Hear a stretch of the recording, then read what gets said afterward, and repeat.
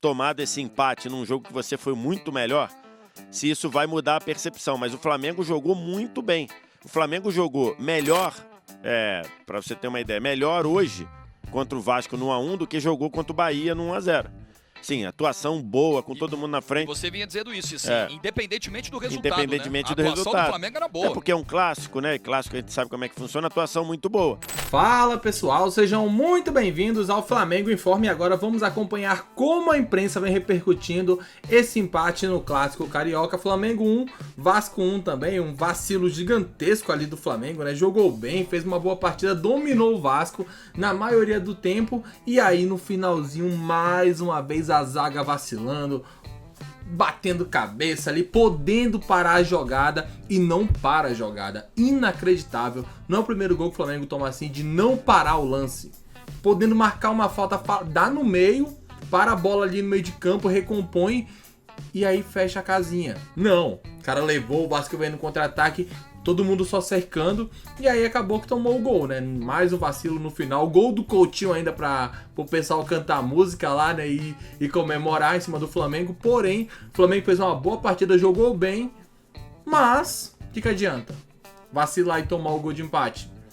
Perdeu 2 pontos contra o Vasco, no jogo onde a equipe foi superior, merecia a vitória, porém não conseguiu manter uma consistência e a imprensa debateu demais e pôde analisar e também elogiar a atuação do Flamengo, mas ressalta aí, né? Ressaltaram esse lance do Flamengo aí no final do Vasco, que acabou vacilando o Flamengo e tomando o gol já no fim da partida. É isso que vamos ver no vídeo de hoje. Antes de começar, pedimos que deixe o like, inscreva-se no canal e o link da TNT Sports estará aqui na descrição para que vocês possam acompanhá-los na íntegra. Né? Então, o Emerson Rodrigues, ele quase atrapalhou a jogada, né? Ele quase enterrou a jogada. Mas no mais, eu acho que a atuação do Flamengo foi uma atuação muito boa. Eu não sei se o gosto de derrota, a percepção de você ter tomado esse empate num jogo que você foi muito melhor, se isso vai mudar a percepção. Mas o Flamengo jogou muito bem. O Flamengo jogou melhor, para você ter uma ideia, melhor hoje contra o Vasco no 1-1 do que jogou contra o Bahia no 1-0. Sim, atuação boa, com todo mundo na frente. Você vinha dizendo isso, assim, independentemente do resultado, independentemente do resultado. A atuação do Flamengo era boa. É porque é um clássico, né? Clássico a gente sabe como é que funciona, atuação muito boa. E então, talvez, esse Flamengo, do volume de jogo, da imposição ofensiva, da capacidade de ficar na frente, de ficar no campo de ataque, seja algo importante para o Flamengo para o jogo contra o Peñarol, que não imagino que o Peñarol fique tão atrás ou tenha menos ações ofensivas do que o Vasco teve, mas acho que vai ser um jogo em que o Flamengo vai pressionar, o Flamengo vai ocupar o campo de ataque e vai tentar empurrar o Peñarol para trás. Eu quero que você dê o like pra gente aí, nós já estamos no nosso pós-jogo, análise com o VSR e com o Formiga, dedo no like, você tá vendo aí os melhores momentos da partida. Diga lá, Formiga. Não, é que eu fiz a conta durante a transmissão de como o gol do Vasco saiu do banco de reservas, só que não foram 3 jogadores que se envolveram, foram 4, né? Porque o cruzamento pro Pumita sai do Rodrigues, então o Ryan puxa o contra-ataque e sai de todas as tentativas de falta, que foram poucas, é verdade, a gente até falou aqui, né? O Flamengo não mata a transição e o Ryan sai abrindo o campo, encontra o Rodrigues, que encontra o Pumita, que encontra o Coutinho. E isso mostra um pouco de como hoje o Vasco tem mais opções. Como o Vasco hoje conseguiu ampliar o seu leque dentro do elenco, né? Um Vasco que foi, depois de toda a crise com a ruptura com a 777, ele foi encorpando um pouco o seu elenco. Hoje ele é um elenco de primeiríssima prateleira? Não, mas ele é um elenco que dá ao seu treinador a opção de respirar no segundo tempo e buscar resultado. O Vasco fez isso várias vezes ao longo da temporada. O Vasco foi buscar resultados diversas vezes em segundos tempos. Fez isso, inclusive, contra o Atlético Paranaense. Não é que foi buscar o resultado, mas foi buscar o gol que lhe dava a chance de ir para os pênaltis. E veio a classificação na Copa do Brasil. Hoje, ele segue buscando e encontra um gol de empate com 4 jogadores que vieram do banco de reservas e mudanças que tornaram o time melhor até, né? O Vitor falou, o Pumita, ele é um lateral mais ofensivo. Ele foi mais ofensivo. O Ryan, para fazer mais que o Juan Davi no jogo era muito pouco, né? Porque o Juan Davi não tinha feito nada. E o Ryan faz mais que ele. O Rodrigues entrou no lugar do David, que estava muito bem, mas foi bem também. E o Coutinho entrou no lugar. Eu acho que nesse aspecto, hoje, não foi uma boa partida do Payet, não sei se estou exagerando. Não foi. Realmente, e a jogada que marcou o fim da passagem dele é ele saindo com a bola, ao tentar dominar, saindo com a bola pela linha lateral, e ali o Paiva entendeu e colocou o Coutinho, que acabou fazendo o gol do empate. Então, acho que, de fato, por exemplo, no jogo contra o Atlético, o Coutinho o Payet até fazia um jogo ok e ajudava demais na recomposição, né? A única chance que o Vasco, a única jogada criada que o Vasco fez no primeiro tempo foi numa bela metida de bola do Payet, mas ainda não é o Payet que a gente imagina, com um pouquinho mais de ritmo, até que fez no final da reta final do ano passado, quando o Payet jogou bem. Nesse momento não é, e hoje ele fez um jogo bem ruim, né? Praticamente não deu sequência nenhuma jogada, o Vasco errou muito passe, né? Então acho que foi uma questão ali muito clara. Acho que até pensando assim, ele até demorou um pouquinho a mais do que deveria para sair.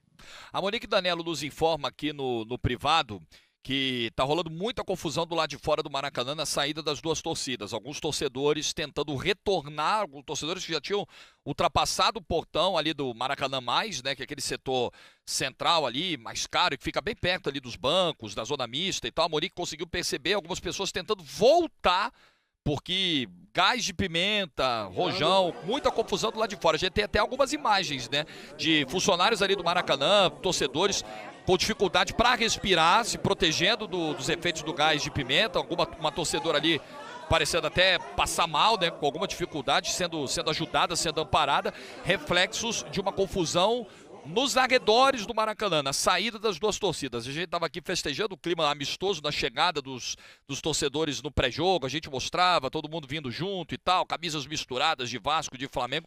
Infelizmente no pós-jogo não foi isso que aconteceu. Eu já passei alguns perrengues de saída de Maracanã, de clássico, é complicado, cara. Eu fui parar dentro da UERJ uma vez ali para tentar chegar vivo em casa, deu certo, tanto que estou aqui.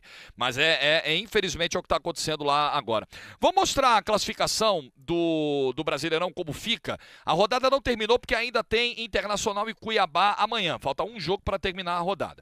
Mas o Botafogo com 53 pontos, excelente o panorama para ele. Só não foi perfeito porque o Palmeiras ganhou. Mas o Fortaleza empatou. E de goleada. O Fortaleza empatou, o Flamengo empatou. Então o Botafogo com 53 segue firme na liderança. O Palmeiras tem 50, Fortaleza 49, Flamengo 45. Um jogo a menos o Flamengo, podia ter dado uma aproximada maior ali do líder, não conseguiu. São Paulo 44. Que resultado São Paulo, hein? Time todo reserva, ganhou do Cruzeiro titular em Belo Horizonte. Seabra balançando, hein? Daqui a pouco nós vamos ver esse gol do São Paulo lá no Mineirão. O Bahia venceu o Galo 3-0, foi a 42 pontos, é o sexto colocado. Cruzeiro 41, Vasco 35. Vasco fecha o G8. Grande notícia pro Vasco, né, Formiga? Tem duas, assim, rebaixamento, como estava até falando o VSR aqui antes da bola rolar, acho que o Vasco afastou esse fantasma, esse risco aí, e tem dois caminhos para Libertadores. O G8 é uma realidade pro Vasco aí, para G6 está um pouco mais distante, mas G8 pelo menos o Vasco vai brigar. Olhando o que era o início da temporada do Vasco, e imaginando inclusive lá o pós 6-1, muita gente tinha decretado, cara, a briga é real contra o rebaixamento, e naquele momento era. O Vasco hoje não tem mais essa briga, olha para a Libertadores e para uma final de Copa do Brasil, que seria a terceira na sua história. E só desculpa, a gente fala de G8 é porque provavelmente, né, o campeão da Libertadores, campeão da Copa do Brasil vão estar por ali, é possível. Campeão da Copa do Brasil acho que vai, eu acho que vai. Eu acho que então, vai. assim, enfim, você né, tem pode virar cenário, G8. É um cenário de muito lucro, assim. Muito lucro. O Vasco, neste momento, se você conversasse lá em março, sei lá, abril com o torcedor do Vasco, ele assinaria esse roteiro de hoje, assim, de olho fechado. Né? Oitava colocação do campeonato em viés de alta e semifinal de uma Copa do Brasil com possibilidade de ir para a decisão, sendo a terceira da sua história. O Vasco disputou em 2006, perdeu para o Flamengo, depois em 2011 gol do Curitiba, e agora pode voltar a uma final, inclusive contra o Flamengo de novo, né? Ou contra o Corinthians, enfim. Mas é possível. Então acho que o torcedor do Vasco olha para essa tabela hoje e pensa que é um bom campeonato do Vasco, assim. Nesse momento, bem bom. E em relação à galera que está ali no sexto lugar, já que você pontuou pelo sexto, o Vasco tem um jogo a menos, né? Então o Vasco poderia ter 38, que fica ali um cenário, né? Mas enfim. 4 pontos do G6 e então, tal. E sempre lembrando. E o Flamengo fica em quarto, né? Porque, por exemplo, se vence hoje, ia 47. ia 47, né? 45 um ponto, com mais 2, 47. Com o jogo a menos, caso vencesse, pularia para 50, ou seja, ficaria 3 pontos do Botafogo. Então já encostaria, mas como vacilou contra o Vasco, já fica um pouco mais para trás. Confesso que não tô nem um pouco, nem um pouco otimista em relação ao Brasileirão. Acho que o Flamengo não vai ganhar, tem pouquíssimas chances, em especial porque o Botafogo já caiu da Copa do Brasil. Então assim, tem 2 competições, tem a Libertadores, né, e tem o Brasileirão. O Palmeiras caiu da Copa do Brasil, foi eliminado da Libertadores pelo Botafogo, ou seja, só tem o Brasileirão para brigar. O Flamengo tá em 3 competições: Brasileirão, Copa do Brasil e Libertadores. Então o Flamengo tem real chance de ganhar 2 competições, porque o Brasileirão tá bem complicado. E aí, vocês ainda acham que dá para vencer o Brasileirão sem clubismo nenhum, analisando a tabela, a sequência do Flamengo, o excesso de contusões também que prejudicou demais essa equipe? É importante ressaltar isso, né? O Luiz Araújo saiu sentindo hoje, então esperamos que não seja nada tão grave, né? Para que não fique tanto tempo fora. E aí? Dá pra vencer o Brasileirão ou não? Comente abaixo que é importante saber o que vocês pensam. Daqui a pouco voltaremos com mais informações. Até logo mais. Valeu!